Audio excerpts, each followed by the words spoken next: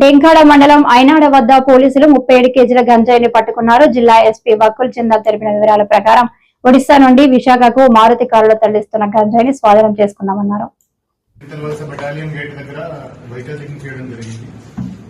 ఒక బండిలో గాంజా వస్తుందనే ఇన్ఫర్మేషన్ తో వైటల్ చెకింగ్ చేస్తే ఒక 800 కారు దాంట్లో 37.5 కేజీస్ గాంజా ఇద్దరు ముద్దాయిలు మనకి పట్టుబడడం జరిగింది. సో ఇద్దరు ముద్దాయిలు ఒడిశా స్టేట్ కి సంబంధించిన వాళ్ళు, కోరాపుట్ డిస్ట్రిక్ట్ వాళ్ళిద్దరూ కూడా అక్కడ నుంచి గంజాయి లోడ్ చేసుకుని వైజాగ్ తీసుకెళ్లి వైజాగ్ నుంచి ఫర్దర్ చెన్నైకి తీసుకెళ్లే ప్లాన్ లో వాళ్ళని పట్టుకోవడం జరిగింది. సో వాళ్ళ దగ్గర నుంచి ఒక మొబైల్ ఫోన్, ఒక Maruti 800 car, 37.5 KG ganja seize చేశాము.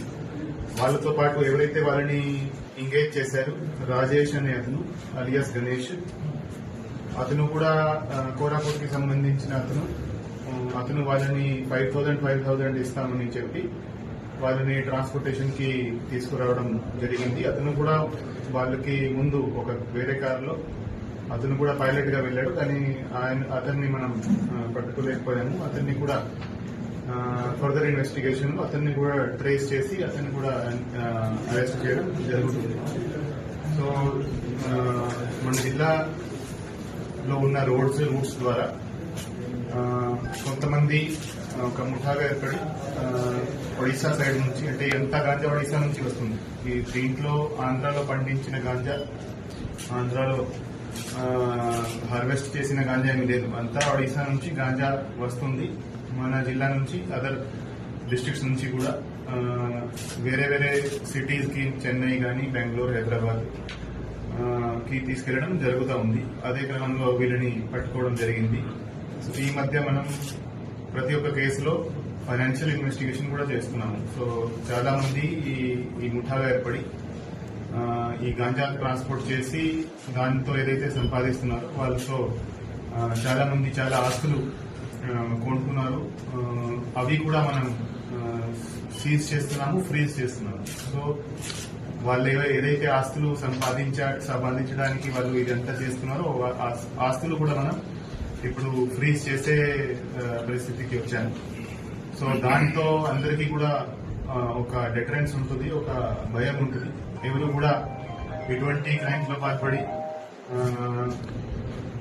ఈ సంపాదించడానికి, ఎక్కువ సంపాదనకి ఎవరు కూడా దాన్ని చేయకూడదు. దీని ద్వారా మేము హెచ్చరిస్తున్నాము.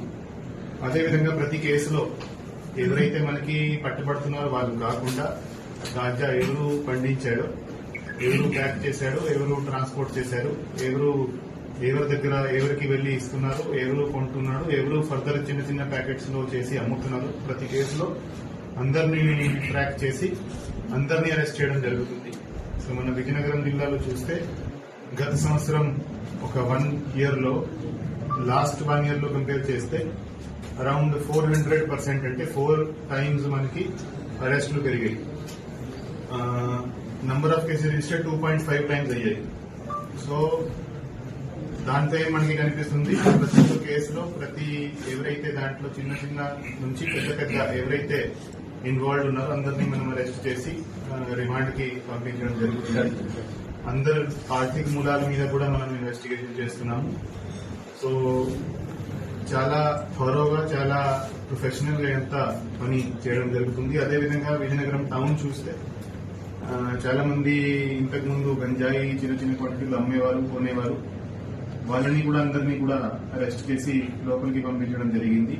వాళ్ళ మీద షీట్లు ఓపెన్ చేయడం జరిగింది. వాళ్ళు మళ్ళా అట్లాంటివి చేసి మళ్ళా కూడా వాళ్ళని అరెస్ట్ చేసి లోపలికి పంపించడం జరుగుతుంది. అదేవిధంగా కొంతమంది మీద పీడీ యాక్ట్ కూడా పెట్టడం జరిగింది. రాబోయే రోజుల్లో పిట్ అండ్ డిపిఎస్ యాక్ట్, అంటే వాళ్ళను ప్రివెంటివ్ డిటెన్షన్ లో ఉంచడానికి పిట్ అండ్ డిపిఎస్ యాక్ట్ కూడా మనం యూజ్ చేయబోతున్నాము. సో గాంజా మీద చాలా చాలా స్ట్రిక్ట్ గా యాక్షన్ తీసుకోవడం జరుగుతుంది. అండ్ దీంట్లో ఎవరైనా దాంట్లో ఇన్వాల్వ్ అయితే వాళ్ళ మీద చాలా కఠినమైన చర్యలు ఉంటాయి. Thank you. ఈ కేసులో మంచి పని చేసిన inspector Bhogapuram, SI Denkada and eagle team వాళ్ళందరినీ కూడా అభినందిస్తున్నాం. Thank you.